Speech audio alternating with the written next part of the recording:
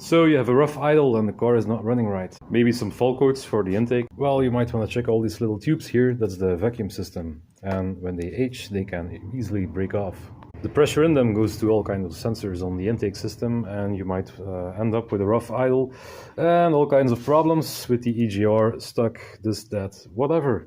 So get yourself some fresh vacuum lines and fix it. And remember, you're never alone.